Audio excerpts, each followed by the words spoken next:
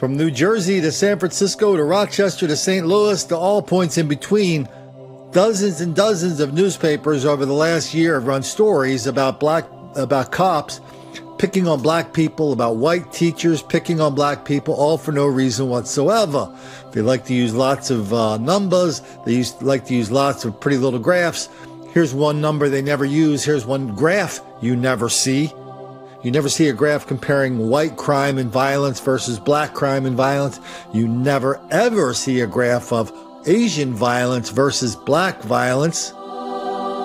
No, instead, what they want us to believe is that cops, white people are creating this relentless racism on black people all the time, everywhere. That explains everything. That, of course, is a fairy tale. It's a lie. It's the biggest hoax of our generation. Why don't we take a look at a couple of examples and ask the question is, why are these things I'm about to show you, why are they a black thing? A surveillance camera inside an East Valley convenience store off of Tropicana and Nellis catch a pack of wild criminals out to wreak havoc.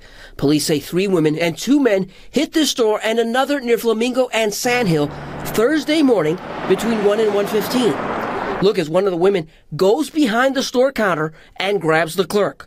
While the clerk is struggling with one of the suspects, the others are shown throwing cigarette packs up in the air. You also see one of the hoodlums throw a floor sign at the clerk. Even the cash tray is tossed. Police say the 5 people stole money and store merchandise. I know that young man in the store, he's a very nice boy. Fight broke out at the awards. They just shut the down. This is video of the chaos now going viral on social media that erupted inside the Trocadero at 10th and Arch last night during the Philly Hip Hop Awards. Organizers say they were celebrating urban artists for an 8th year. That's when a dispute between 2 groups at the event turned into a brawl. As it was breaking out, I was just like, oh my God, not now, you know, because it was going really well. Thank God, because of my husband, I wasn't injured as much as I could have been, because people were falling over each other, just trying to get away, not trying to be a victim. Everybody pushed. We all fell over the gate. We went back inside to help a few young guys get out who were seriously injured there, couldn't walk outside. I mean, it was crazy. Witnesses say the brawl spilled out onto Arch Street, where some say they thought they heard gunshots. Okay, here's a very weird story. We got a couple of our viewers in the Minneapolis area sending out emails to reporters in Minneapolis going, hey, why do we have to rely on a newspaper in Africa to do a story about this ridiculous level of black sexual violence in Minneapolis and Minnesota and St. Paul? Why? And so here's a story out of the Sahara Tribune, and the story talks about how people from Africa, specifically Kenya, are being arrested in Minneapolis, St. Paul for sexually assaulting their daughters. That's weird when you think about that story of the new member of Congress from Minnesota. They say she was married to her brother, kind of an immigration scam. Anyway, so this story goes on and on and on about what happened, who did it, what happened to them, the bail that was set, how some people got deported. Some guy got deported, went back to Kenya and ran for office and won. But here's what I got a kick of it at the end of the story, when they pretty much nail this thing down. They give you lots of information about the stories, who's doing it, and they're having a big meeting in Minnesota of all the people from Kenya, their community, because they're afraid that if word gets out of this ridiculous sexual practice,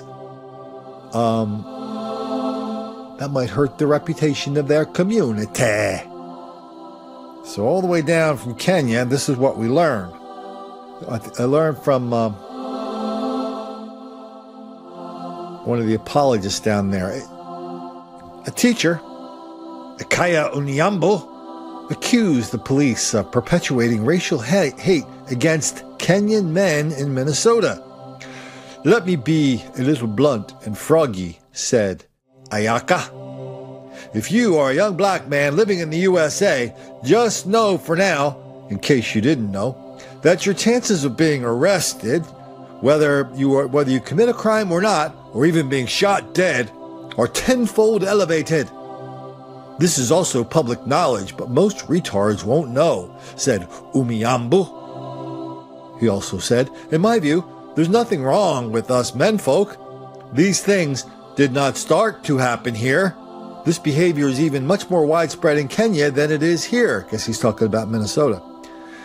"In the country alone, where most of us are from, rape happens probably more than 1,000 times a day, but no one screams. This hypocrisy must stop." He went on to, and then the guy went on to talk, the article went on to repeat the stories about men raping black men raping their daughters. But Mr. Onyambu, he says we have it all wrong. The people who are thinking about this have it all wrong. "If you are a woman with a son, you are better served worrying about your black son's future than cheerleading arrests that have not been proven yet.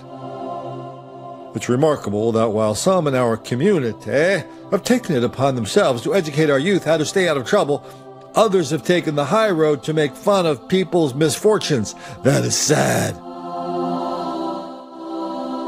Wow. I tell you, there's a lot of people in Minneapolis starting to open their eyes. They don't need to read a story out of New Jersey asking why more black people are in conflict with the police, why cops are picking on black people in New Jersey and Minnesota and all over the damn country for no reason whatsoever. They're not buying it anymore. They know there's something really wrong. They know this. They know that too many people are buying into the greatest lie of our generation, the hoax of black victimization.